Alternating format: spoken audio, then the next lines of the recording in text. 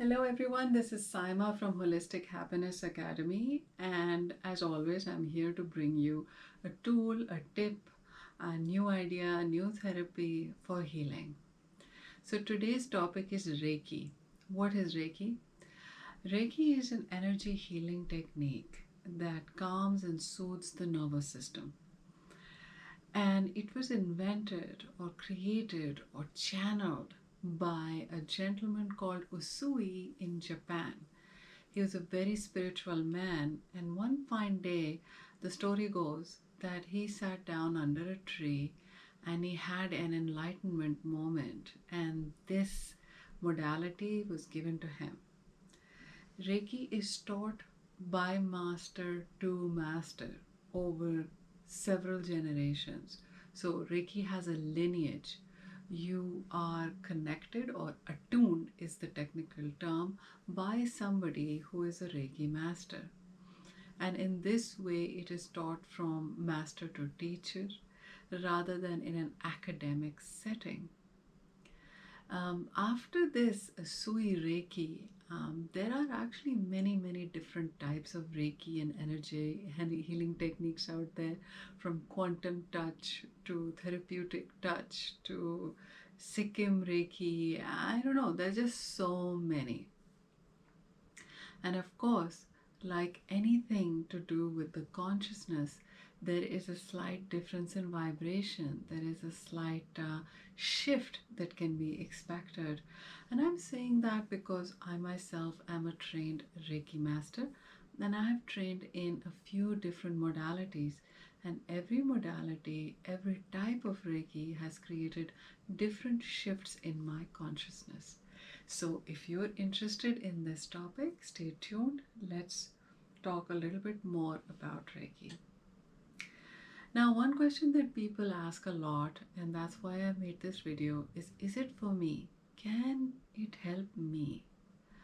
So, it's hard to tell that until you try it out. So, if you're feeling drawn to Reiki, you want to know more about Reiki, just try it out. Go for a Reiki session. Try to find somebody who is part of a lineage. That is something I do recommend. Somebody who's trained, who's actually paid for the trainings, and this is because of the ethics aspect of any kind of energy work. You want to go to somebody who's actually spent the time and money to get their attunements. There's quite a few sort of self-prescribed energy healers out there, and it's amazing how they sort of show up and they sort of say they can change your energy and they'll do something like that. But it's very important for me to let you know that please don't try that. I actually did try something like that and it really didn't work for me, because the energy that they were using or the transference that was done was actually not compatible, not of that vibration, which is the Reiki vibration. And I know I'm saying something that's it's kind of strange, and it's not something we generally talk about. If you have been attuned to Reiki, or you practice Reiki, or you have gone to YouTube videos and you've of on Reiki where people are transmitting Reiki energy and felt a benefit, post in the comments below. I'm fascinated to hear your story. I just thought that I should mention this very clearly, that Reiki is not academically researched. You're not going to find it in university. It is cultural, it is spiritual, and it's cultural. And what I find really interesting is that even though they say there's no scientific evidence, but it's gaining more and more acceptance as a trauma healing modality, a trauma healing intervention, across the board. Like, people are using it in their mental health practices, or they're referring to their clients to Reiki people, especially if you are drawn to that. And now I'm going to talk a little bit about what makes Reiki so powerful, because Reiki is powerful. What makes it Reiki powerful is that it reteaches the sense of safety that is lost when we are highly, traumatized or in a high stress state. So you know what happens, right? We squeeze our shoulders, we barely breathe, we feel, agitated, we may talk very fast. These are all signs of an agitated nervous system. In some cultures this is so normalized because everybody's feeling like that, and everybody's, in training is another word for it, everybody's relating like that with that energy. So people don't realize how stressed out or how anxious they really are. In some cultures, people like kind of wall off and they become very frozen and stiff, and that's the way they manage any stress. And so again, they may not even realize how stressed they are until somebody actually works on their body. Why the body? Because it's the body that actually stores stress. We have neurons throughout the body. Our nervous system is spread through all parts of our body, and there is a level of awareness throughout. And so when we do Reiki and we kind of transmit that energy to somebody, it kind of releases the stress. So we may have a release reaction, which can be like a yawn, a tummy rumbling. It can be also, tears, spontaneous tears coming out, coughing, sneezing. These are all signs that something is moving in the nervous system biologically. So this isn't sort of conceptually or mentally. It's actually happening in the body. So I could tell you more Reiki stories, but I just thought I'd tell you the basic facts about it. I find that I benefit from Reiki myself. I have been a holistic Reiki practitioner for many years. I trained, I think, about 15 years ago in Kundalini Reiki. Then I trained in Usui Reiki. Then I trained in another energy system called heart resonance. And then eventually I also trained in Karuna Reiki. Each training actually shifted my consciousness, cleared stuff that was actually there beneath the surface. Because our consciousness is like an iceberg, we're only aware of this much. There's a lot that we're actually holding through our body.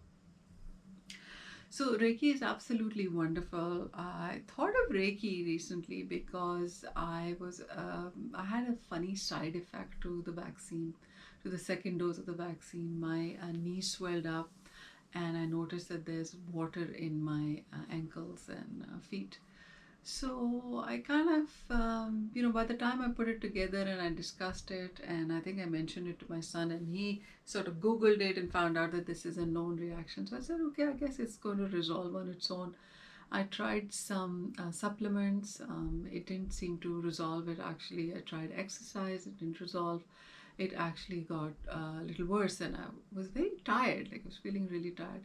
So eventually I went to the doctor, and the doctor said that you have a side effect to the vaccine. That's what's happening, and it's going to self-resolve. It's not arthritis, and she didn't prescribe any tests to figure out if I had a sudden flare-up of some, strange disease. She basically sent me home with some muscle relaxant and painkiller.